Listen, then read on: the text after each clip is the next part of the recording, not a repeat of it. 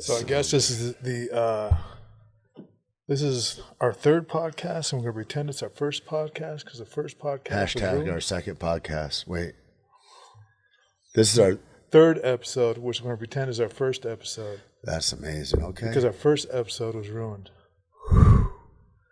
Nothing feels worse. I did that once with a Mikey V, the skateboarder, and we had a dope podcast, and he's a savage. It was awesome, and we did it outside at Deuce on the picnic table, and I had it just open mic'd, and so it's like all you hear is traffic on Lincoln going by and all. He didn't talk to me for a year. He was upset. So now we got to remember everything we said. I don't have any idea. The same one, like a reality show. Hey, could you guys do the same thing you just did so and make it look realistic? Never again. I can never do what I just did again. Can't do that again. I got to mimic something if that's the case. Yeah. Huh. All right. So what happens here? Well, maybe it's an intro. Maybe it's this is the premiere, the ship that's heading out of the harbor of the second premiere of the our podcast, Broken Ear Podcast. Broken Ear Podcast. All right. Yeah. This is our second premiere of Broken Ear Podcast. We're coming at you live 3 weeks ago. What's up? What's up? We've been out promoting Kill Me Again movie. A lot of things have happened since we had Brendan here. We've been we had a LA premiere, a New York premiere. It's been a whirlwind. We had Austin. We talked about the Austin. We got to talk about Austin again. We went to Austin. Austin was amazing. Neither of us have our Kill Tony hats on, but that was what a fantastic show, man. Yeah. He does that, and he's such a great, like a roast comic, but like what he does as far as uplifting dudes that are sweating bullets, going out to do their thing for a minute on this thing under consequence where you're going to either get laughed off stage, freeze up, whatever.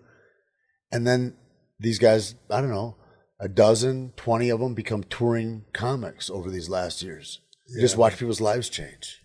People fly to Austin from all over the world. Got 300 fucking people standing in the alley waiting to get one of like 8 people picked. Yeah, one of 8, like 8 sets. And it's a chance of a lifetime. And then Duncan on there. I mean, the guests that they have that are here's really high level professional comics that are giving their opinions and also tips. See, that was my treat, man, is to be there with you, people that know you, like you're in with the comedy old group. Friends. What do you call that group? The group? Death Squad. You're part of the Death Squad. And to be back there in the green room for all these professionals getting ready to get going and all that. It's just like being in the back of a locker room for a fight, watch people ready to go out. It really is. There's like a hidden language between everybody and just the way they communicate and they're up and then now they're back like nothing ever happened. So cool, dude, to have like a respite of like, I didn't see Ari perform live for 6 or 8 years. Yeah. And then to see, because that's the thing too, it's like watching, it's like they progress, their skill level just climbs and climbs and climbs. And it's like, wow, that's a different animal than he was 6 years ago. Yeah, Ari's amazing. Just incredible. Yeah. I love seeing that. Best tacos in town? You disagree? But pretty goddamn good. Those were good tacos. It was some meat and a piece of Ari bread. won't even eat it. He's like, that's grotesque. I was like, what is wrong with you? He's like, you're from New Mexico. What do you know about? I mean, anyway, you just got back from Comic-Con. Tell me about that. Frisco. Went to Rebel Scum Con. Frisco sounds pretty cool, man, but it's not Frisco. It's not San Francisco. How does San Francisco become Frisco too? Rice-A-Roni? No. Like I'm from Las Vegas, New Mexico. I'm not from there. I went to college there. Yeah.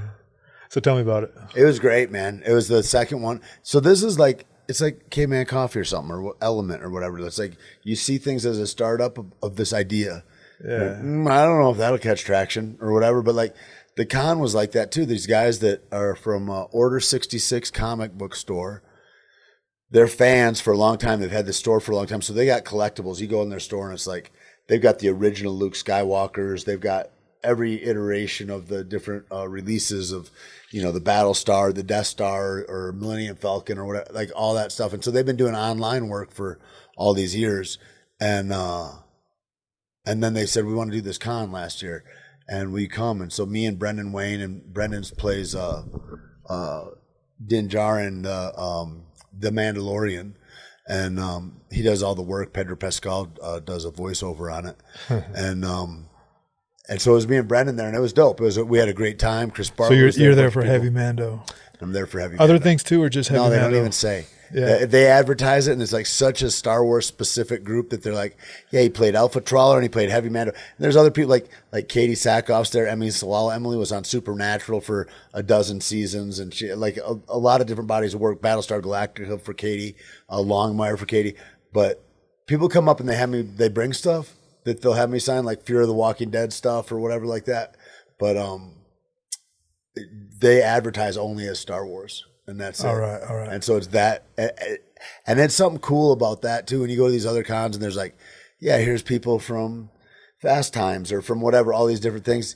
You know, here's Ron Perlman is at a lot of them. And you know, for Hellboy. Or whatever, and Sons of Anarchy. A lot of guys just walk and they keep to themselves unless they know somebody. But like in Star Wars. He's best for Drive, though. Yeah. That's the best movie ever. Yeah. Anyways, Star Wars. Everybody's together. And so like there's this sense of familiarity with all the people that we're with that are the guests that are like me and Emily, and they're like, wow, these guys really love each other. And so it's like that. It's like going to a UFC convention, and it's like you see all these guys that are like, man, we've known, you know, and there's cool. You know, you're not having lunch with everybody all the time. It's like knowing each other for years and having shared experience is tremendous. So anyway, it was like that. And then I got to go see Rico and Chacho and the clubs out in Dallas, which is crazy. Dallas goes so hard. The lines around the block for clubs on a Sunday night. Wow. It's crazy. Wow. Yeah, people love to get hammered. You know, there. You're known for Heavy Mando there, but my favorite thing you did on that was the first episode. Did people approach you for what's the guy's name? Alpha Trawler, they call that character. Yeah. People approach you for that. That was one of my up to that date. That was my favorite shit I did because I got to speak another language. Right? I've done that before, man. And how do you memorize another language? You're memorizing sounds. It doesn't mean nothing. It's so hard. It's all phonetic. Yeah. And thank God the guy was the linguist and he made great sounds. You know the other thing I did that for? There's a movie called SEAL Team or something like that. And they go, I go and I pat down a bunch of Iraqis that are maybe strapple bombs or whatever. And so that's part of, like, I'm a SEAL that goes up and does that. So I have to say, open your robe, show me your hands, whatever. And I have to speak in Farsi to do that. And so, or is it, I don't even, and so then I'm speaking like with my friend, who's from North Africa. I go, hey man, I got to know these lines by tomorrow and I got to know them phonetically. And he goes, oh, it's this and this. And I go, no, I need you to write it out like it sounds. And so anyway, that's how I learned, but it's just spot on. Sicario was the same thing. I'm at the front of a car and I'm like, hey, show me your hands. Get the fuck out of the car. And then he's like, hey, he comes over and there's me and there's two Chicano dudes. And he's like, any of you guys speak Spanish? And I would just wait to see because somebody probably does that. I don't. Yeah. And they don't say, they're like, nah, no. I go, yeah, I can. What do you need? And I can't. And so I text Ruben. I go, hey, dude, I need to know these phrases phonetically and da-da-da. And it came out great. I couldn't do that. Here's a trick that I use, man. When I memorize lines, I don't memorize lines. I know what I'm about to say, but I memorize the first word. Like what, will, why, just the next word in that is that. And it'll just lead into everything else. Yep. But when you're speaking nonsense. It's crazy. Hey, can you just make up words too? No. Because I always get ashamed of like somebody that speaks Arabic's going to come up and be like, what the fuck? But after that, dude, the guy, he was a war reporter. He was the behind the scenes photographer.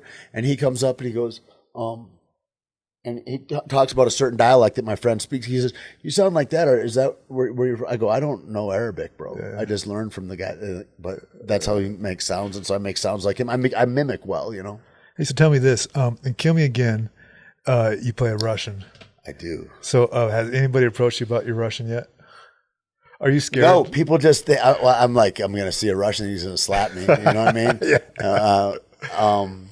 I got a friend that's Russian. He's like, why do all these Americans get these Russian parties? Like, he's like not happy. But yeah, man, you want to do it well. It's like in John Wick or whatever, or something like that, or Equalizer. And when you get a operator that comes up to you later and he's like, dude, I really appreciate the gun handling there. It's like, how good does that feel? You know, That's what I'm about to do. I'm headed to Morocco, and I'm going to play terminalist, and I got to handle a gun and all that. Yeah. Like I spend time learning that shit too, but like scared to like, you're not doing it the respect it deserves, man. You can run into an operator like, what the fuck you holding your gun like that for, man? Like, you know what's great about that though, is that Jared will never let that happen. Yeah, that's you know right. What I mean? That's right. You got the best coach in the world right there. Yeah, he helped us on Jurassic World. That was amazing. That was really fun. Yeah. So the Comic-Con was good, man. You did all the things. Yeah, man. People. And then this week. Were the lines good? You leave tomorrow? Were the lines good? It was great, dude. Yeah. Friday was great. And Friday's usually not great. Yeah. But it was like that was packed. It got triple that packed on Saturday, and then Sunday kind of wanes. But even that was good right up to the end. And we did a Sack Off Show podcast, so we all did improv. Me and Simon Casadettis. You did improv? Yeah. Poorly, but yeah. Oh, shit. Yeah. Up on, she says, I want you guys to bust in. Me and Emily are going to do a podcast and come in halfway through, and we're going to be doing an improv thing. And we're like, okay. And so we get called in, and then we're in the middle of it, of like, here's the scenario and here's what's happening. And it was funny, hilarious. A lot of beaver talk. Not from me, of course, but Katie and Emily are filthy. For example. Yeah, they're like, well, just rub this beaver, and maybe this could be like a loofah. And she's got a little beaver that's wrapped around her microphone. And I don't know how it got there. I don't know what happened before I got there. All I know is that afterwards there was a lot of beaver talk. And man, that's dangerous with you, brother. It's too much. I'm sitting by Emily, and Emily's like, she's the armor in this, and she's got the hammer, and one of her hammers that for pounding the Beskar on the forge. And she's taking pictures with people, and she's like, "Would you like to hold my hammer?" Yeah. And I'm like, "You say shit that I could never say to somebody. It's a whole different. No matter how nice I am." I've been there before, like doing like appearances and stuff, and it's quite something. Is like, it's like a fear. We've all seen The Wrestler, and it's so true about the wrestler sitting in a convention, and there's nobody there, maybe two people showing up, and it's like. Sitting there at a table as a fighter, nobody gives a shit about you, and nobody's standing in line. And then so there's like 10 people, and they're paid you to be there, right? Right. And so maybe like 10 people come, and like you just milk it, man. You just like talk to the person as long as you can to keep this line long, because you don't want to be there sitting. You know what's cool though is that there's a lot.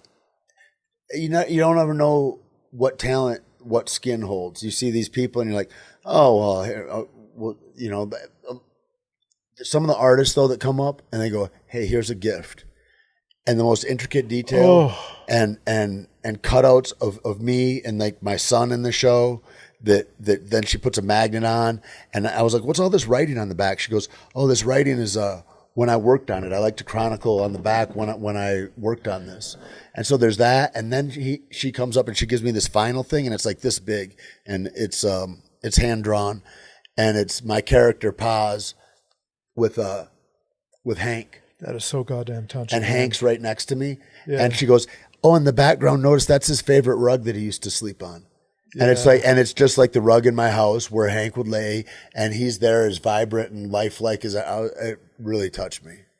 Yeah, so there's that stuff. I'm trying to look for this girl. She's amazing. You know who she is? Oh, yeah. They did the art for Kill Me Again. It's touching, man. It's really touching. So talented. Yeah. Oh, it's on this other thing. She came up. She put this. It's KS something, right? Yeah, KS something. Yeah, exactly. I'm horrible with the social media, amazing, man. Dude. KG PESCE. She did this thing. Pesci, That's fish, right? KG. It's a little comic book of all the different. It's me. I'm in there. You're in there. Mahendra Brendan is in there, and it's got all the little quotes. Date night. Yeah, and date night, and like when I first looked at this thing, I was like, wait a minute, you can't do that.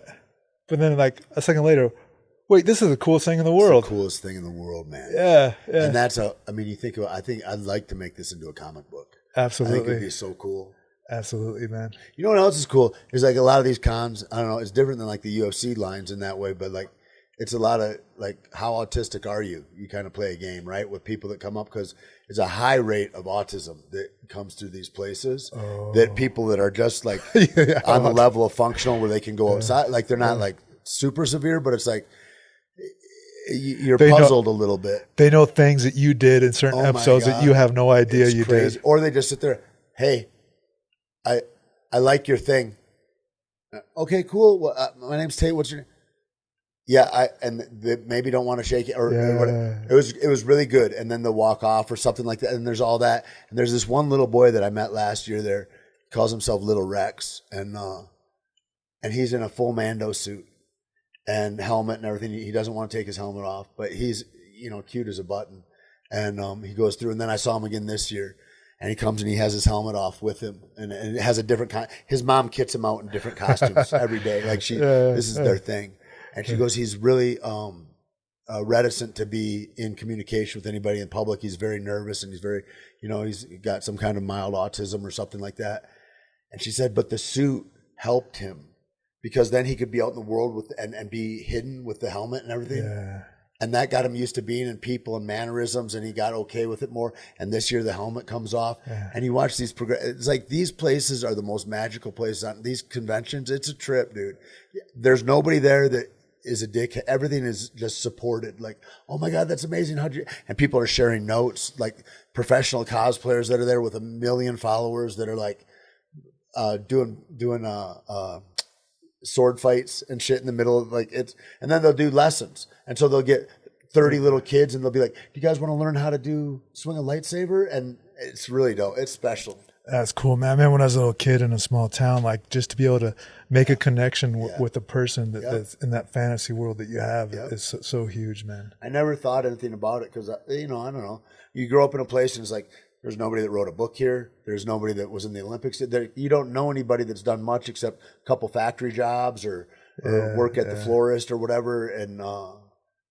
And then I forget all that because it's just like, we're not guys that walk the road that are like, hey, look what we did. It's like more than anything, not for years, not super impressed with much that we've done. You know what I mean? I'm like, not really a fan of myself. I'm just out here walking the road, right? Yeah.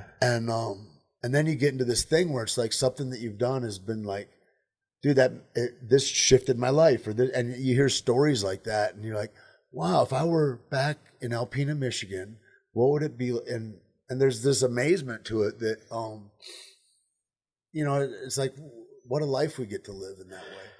Yeah, it's a world we're in right now too, and like knowing that my movie got released on the 8th, we were on a tour for like. Where are we right now? Today's the 11th. We were on a tour for like 3 weeks doing press in Austin and LA and New York. We did Corolla. We did the Black Rifle Duncan stuff. Trussell. We did Duncan Trussell. Yeah, Drinking Bros podcast. Yeah, I did. Eat some pie. I did Ariel. That was really cool. That was dope. Yeah. To see Ariel, like, to go into a podcast, I got to post something on that too on my own just to say something because I remember like it's almost like the Tapout guys. You remember when Ariel hit the scene? Yeah, like Tapout guys just going to grappling tournaments, selling T-shirts out of the car and just like trying to give people T-shirts and all that, and they became part of the family because they were always there. The first time you get a Tapout T-shirt, like Mass throws a shirt, and you're like, I'm sponsored.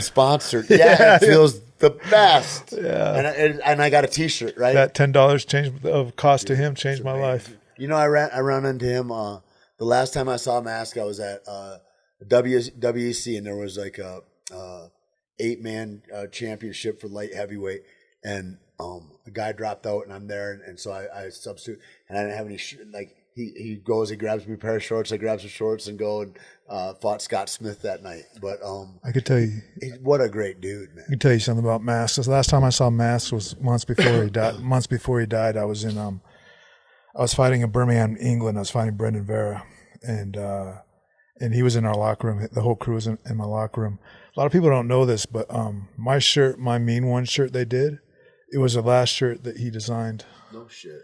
Yeah, and so they were promoting that. We were in England, and I just remember this is the last time I saw him. I just remember, in the locker room there's a bathroom where you got to go to the bathroom 100 times and all that. Yeah. I'm doing my last bathroom trip to do like a couple drips. Yeah, squeeze the nervous thing. Yeah. And I just remember him checking himself in the mirror, trying to get his stuff right to go out and get ready to see the people. Get his and all makeup that. and get his hat right. Yeah.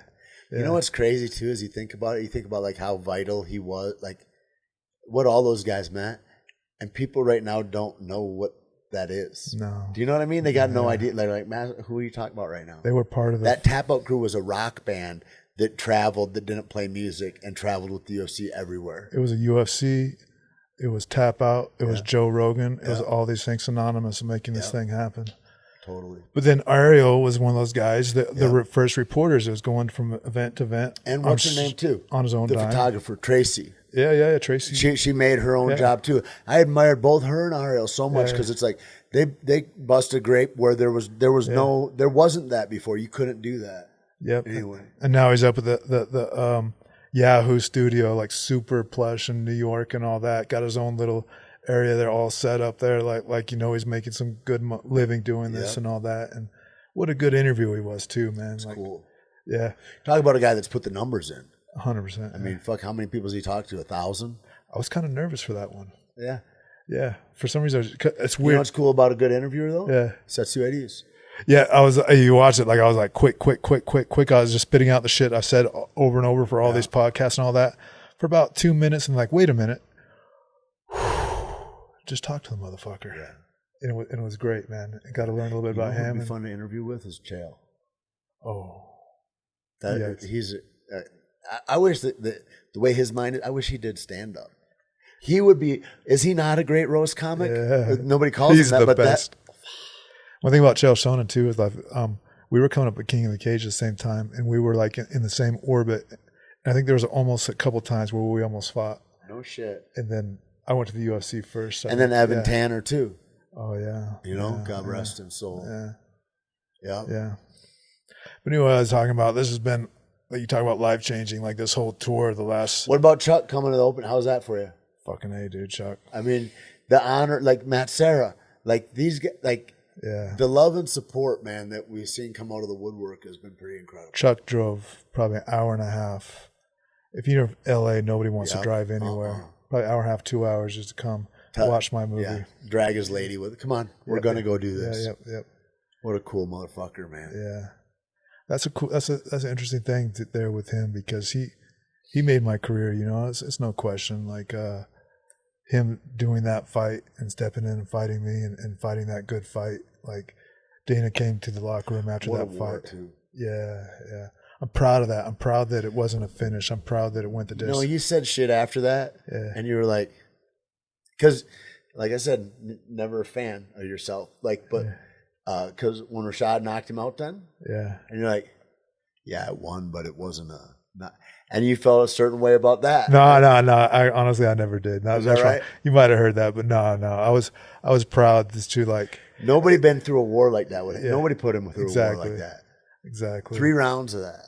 Yeah, it's just staring at that monster. Right? Yeah. Throwing those leg kicks, staring right down that right hand. Back right down to the back up to the center again. Yeah. Well, that was my whole game plan, and you see everybody. Tell people about why that. Not people. So back then, I think it's still the same way, but the canvas was really slippery, and I didn't want to be on skates. I needed all my power to keep him off of me, and so my whole game plan, besides the leg kicks, besides a certain couple of little movements with the punches, was to get my back foot on that decal, and have him on the slippery part. That's sticky. And have him on the slippery part. So I know my punches are just a little bit stronger because I got that traction. Yep. And you see, every time he pushed me off, and the last thing, I don't want to be next to the cage, because that's where, when you're in the cage, you can't go anywhere. You're there. And he's just going to bop. You see how good he is, like with the way he finished Tito there. Punch, kick, all that stuff. Yeah. So I'm sprinting to the side to get back to that center on that thing. The amount of focus it took me to do that fight, I didn't know if I'd ever be able to do it again. But it was, what a legend to step in there with him in there. And it's like, back then it was just martial arts, it was like afterwards, like we shared a thing, shake hands, hugs and all that. And it's not any, like, there's nothing else. It's just like, to fight somebody to know somebody. Right. Yeah. And there's nothing that, maybe the eeriest moment of my life is, sitting there. I'm sitting with your dad and Rashad, and you come out and you're in the middle of that. And then the lights go out, and it's waiting for Chuck to come out. Yeah. Just watching your silhouette, your shadow up there. And I was like, that is the fucking bravest son of a bitch I know. Like, because what are those minutes like when you're waiting for him? Yeah. crazy. And then Tank Abbott yelling at your dad, Terry Bradshaw, it's Terry Bradshaw. Yeah. And I was like, am I going to fight Tank Abbott right now? Yep. Hammered. Yep. And he was just like the Tank Abbott of 1994 or whatever. Yeah, with time. How crazy is that too? I remember sitting in bed watching videotapes, VCR tapes of the UFC that I would rent at Hastings to go and watch these old fights and shit from all that time. And then Pride pops out. And then you're like these things that could never happen. Yeah. It was like in film, the first time I did a film with Keith Willard, Lockdown with Master P. And I go, and they go, oh, you should come out and you should got this extra guest house in Woodland Hills. And I go, dude, I work this one job at the nightclub and I'm doing this wrestling thing. Thanks for the pipe dream, but I can't be in movies. That's ridiculous. Wild. Yep. Now we're making movies. Goddamn. Yep. So I went to the movie last night. I've been. I was at Icon. At Icon, I've been every night. I've been going because, like I said, I'm leaving here tomorrow. But every night I've been at the movie theater, standing in the back of the theater, and just like watching people react to the movie. And it could be anywhere. Like I was there once, and there was like probably 8 people there. But I remember there's 3 people sitting in the front, regular people, laughing throughout the whole movie. Sick. Saying things, laughing, reacting to the whole thing, just the way they're supposed to, man. And they laugh at parts too that you forgot that was funny. It's so great, Right. And like, there's no better experience. But last night I went. Darren, my partner Darren White sent me a picture of Fandango saying that there's like 40 people in there, which is great for this movie. And so I got to stop by. So I stopped in, and then when people are reacting. But anyway, when the last scene hits and the credits go up, written and directed by Keith Jardine, and all that, then everybody just starts clapping in the movie. Shit. Clapping in the fucking movie, so dude. Cool, man.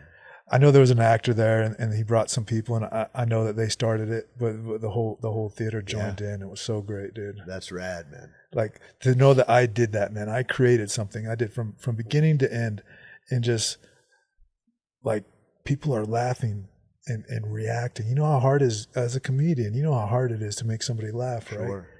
And like now, like they're doing that, man. Yeah. I affected these people's lives for just that short moment, man. I want to watch it like that, like in a virginal way where I'm like removed from it, because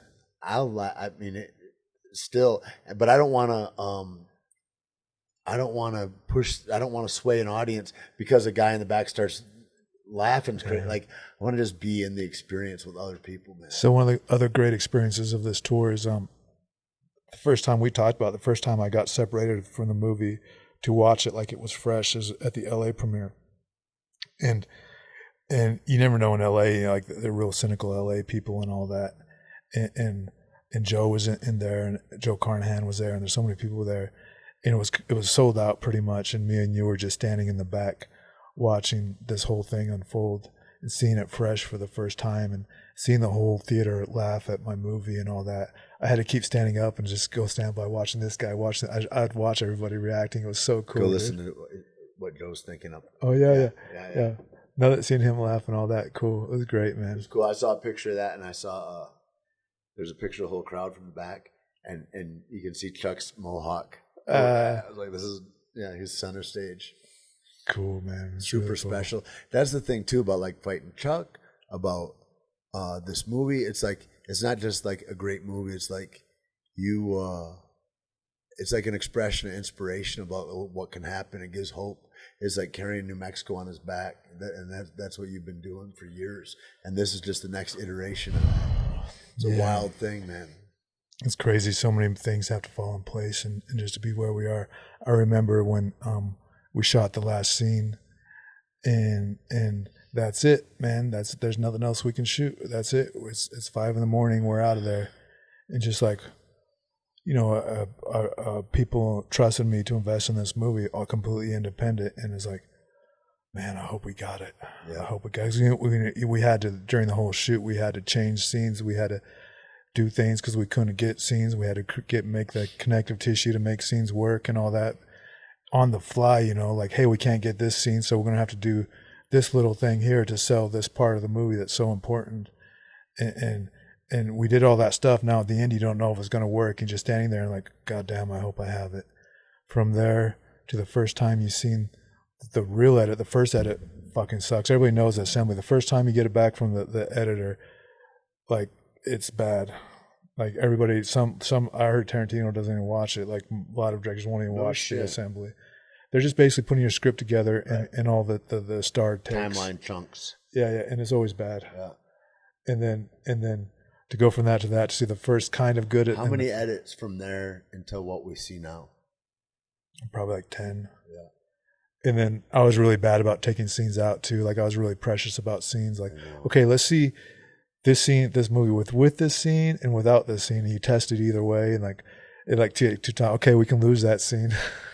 David Pinter, he sent me a thing of me throwing him in the freezer and then stabbing him in there. Yeah.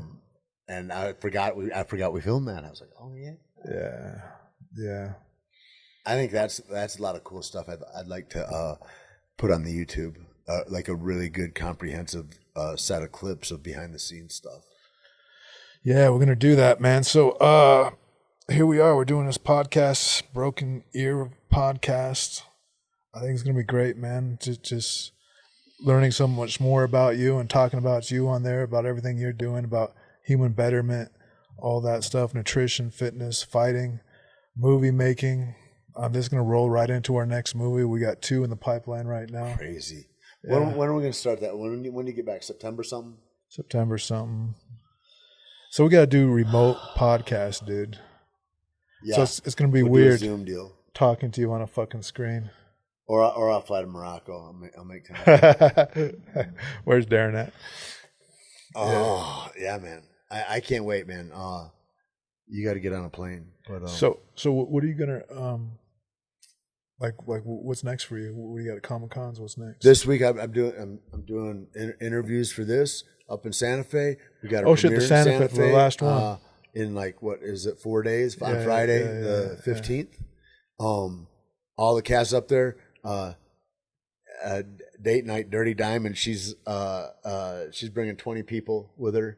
Like she's sent out a bunch of invitations. Everybody's like, yes, we're going. Like Julia has got I think 10 people of her family going. Like it's gonna be a lot of fun, man. So we're sold out right now. Got a bunch of people from Santa Fe Film Festival up there. My mom's going, to go see it. I'm bummed you're not gonna be there, but it's gonna be dope. So I'm getting prepared for that, and then go and film that commercial in San Antonio, and go see Rogan and the gang out there in Austin. And then I'll be back here next Wednesday, and trying to hustle Comic-Cons. I need to send out some emails. I've just been out of that loop, so that was the first one I've done this year, and I've just been I just haven't looked for it, which is foolish. But and then in September, I think the 19th of September, Gen V season 2 comes out, which will be cool. September 19th, I'll be back for that. Where's the premiere going to be? You don't know yet. I don't know. I got to be TV there show, for that. right? Yeah. No, they still do premieres. Is that right? Oh yeah, sick. Yeah. Well, we'll go then. Yeah. So I was in the coffee shop today doing my last, Little Bear, doing my last coffee shop thing there, saying goodbye to all my. So people don't know this. I ride in coffee shops every day. I go to pretty much the same coffee. There are 3 coffee shops I go to, but one in particular. So like, it's like all the people the baristas at the coffee shop. They're kind of like my coworkers. Sick. They all know what I'm doing, why I spend 2, 3, 4, 5 hours in the coffee shop. What chapter are you on right now? Yeah. They saw the movies and all that. So I went and said goodbye to them and all that. I saw a guy with a New Mexico film crew hat, and he comes by and talks to me. Hey, good, congratulations on the movie and all that. He told me that this is the most dead New Mexico has ever been in filmmaking. Oh yeah. And it's that way all over. Like it's so. I heard they're closing down Pinewood in Atlanta. No way. That's what I just heard that this weekend. And he said that, I was like, is it just because of the crew strike? The Teamsters get so much more an hour and all that. Yeah. All that, and he's all like, so the producer's like, well, F you, we're gonna go to Europe then, and that's what it is. My last show was in Finland. Now I'm in Toronto. Then I'm going to Morocco. They're filming Disney Lucasfilms. They're filming in England right now.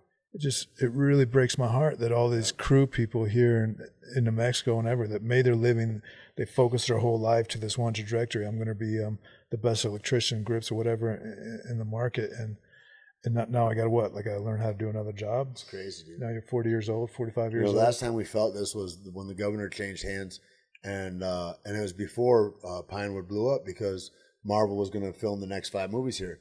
And she's like, I'm not sure whether we're going to take that deal or not. And there's like carpenters, electricians, and all that. And it's not like a transferable skill to be like an industrial electrician or to be a film electrician. That's a different skill set, man. That's very precise.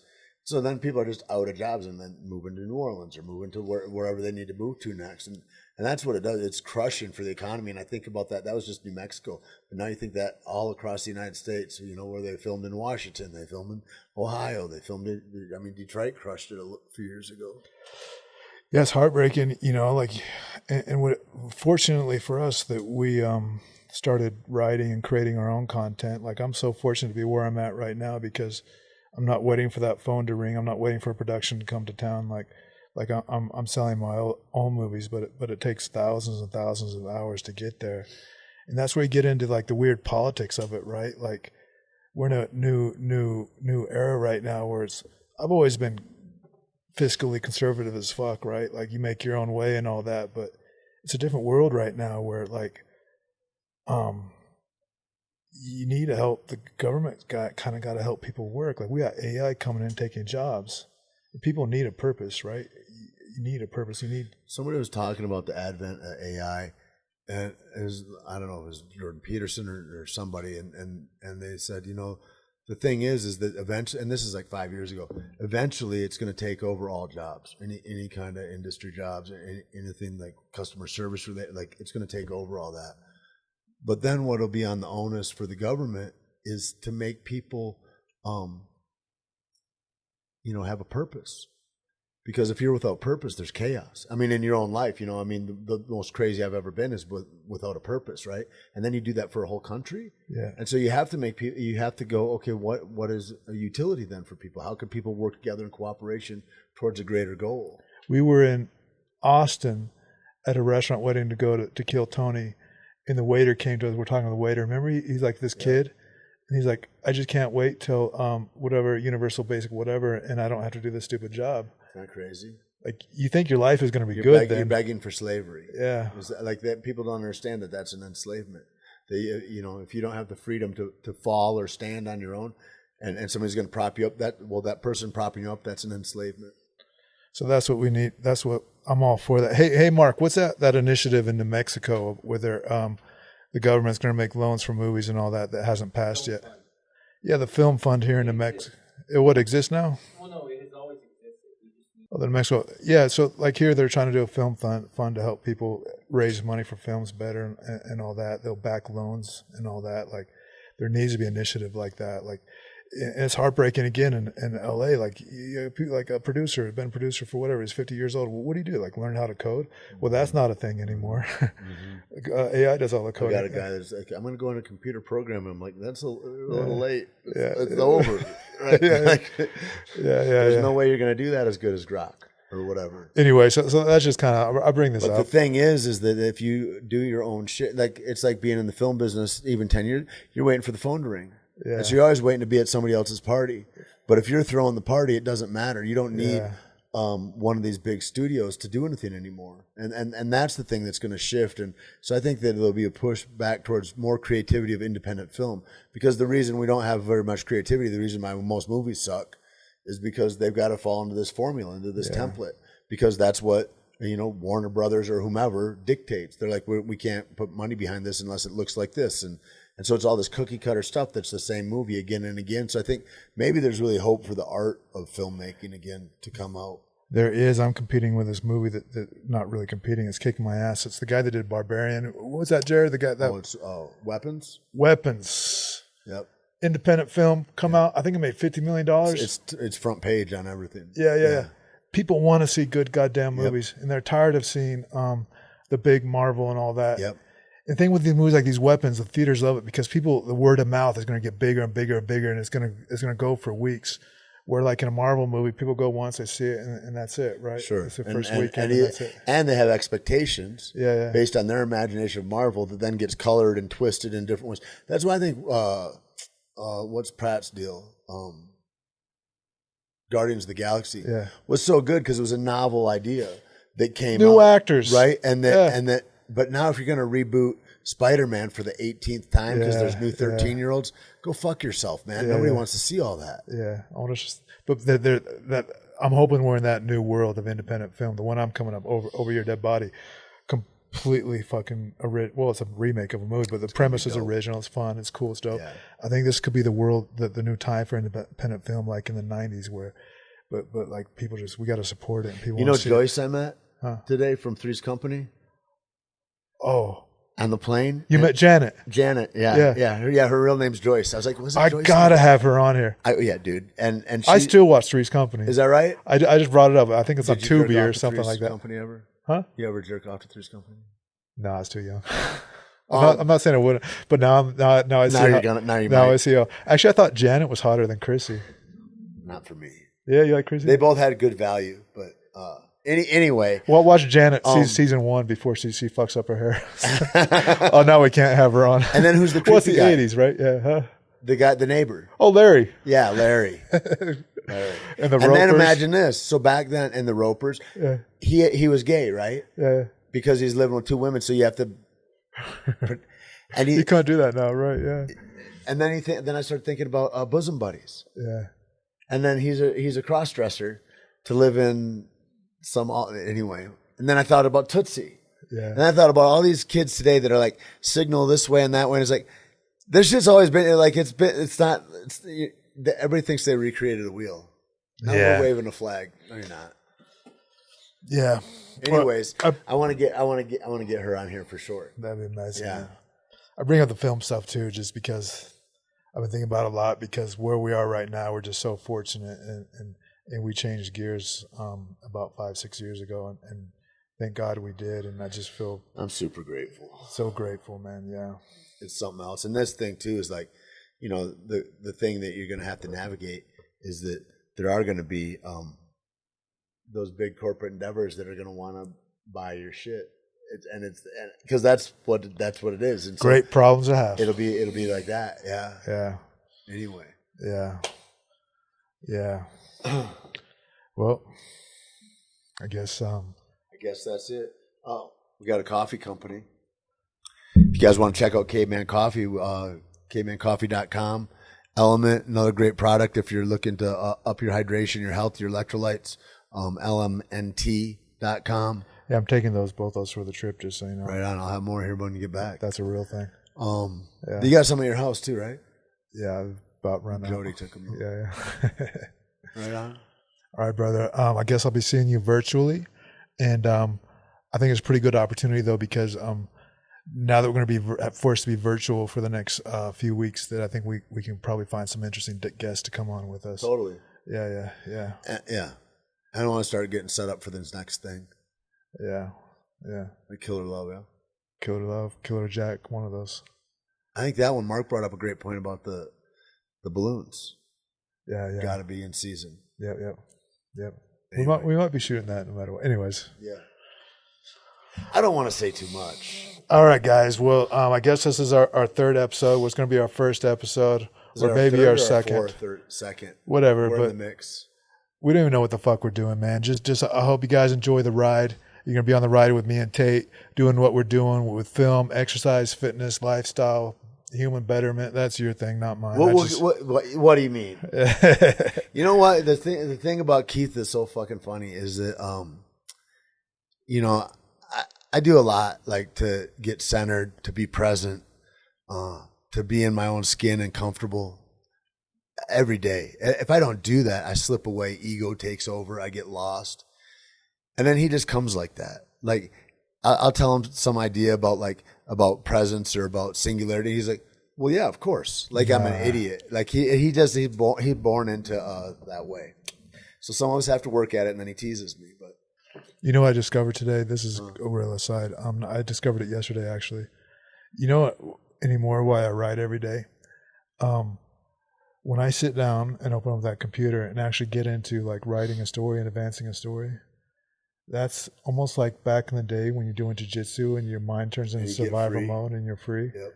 That's the only time I get free. With all this chaos happening around Kill Me Again, and like when my house almost burnt down, all the thing. The only thing that really centers me and gets me free is when I sit down and I start living through another character, and it's really been a blessing. I want to talk about that next time. All right. I want to talk about like, I think it's the thing that's attractive to most people when they get aware enough, like they're awake, they're not sleepwalking through life anymore. They go, why I like the mats is because there's no lies there, right? Yeah. There's no lies there. Yeah. And inside of that, I want to talk about how that you're either doing it or you're not. into your writing. Yeah. Because in your writing, there's the truth of these characters, of their voice coming out. Not that you thought about what they want to say, but as they expose themselves and it unfolds in front of you. And that is being in that present moment right there to be able to grasp that. Yeah. And if you're not with the character on that ride, you miss it. If you're like, I'm going to write this, that's gone. Those moments are gone. And that goes into everybody should have something, whatever, it could be anything, something hard to do, and gets into what you were saying about meditation. It's the same thing. It's like you got to have something hard to do that you're doing every day that you sacrifice for. And there's a point where you're either doing it or you're not doing it. That seems like a simple thing, but that's a huge, huge thing. Yep. And to miss it once, it's like skipping school. It's like the first time you skip school, you're like, I don't know if we should do this. What are the consequences? Then after you skip school 3 times, you're like, I don't even know that I go to school anymore. Exactly. You know what I mean? And it becomes that. It's like walking through the door of the gym. I don't care if I just walk in and all I do is stretch. I'm going to go there every day. That's the smartest thing. That's so good. Yeah. All right, brother. All right. Thanks a lot, guys. Yeah. Cheers.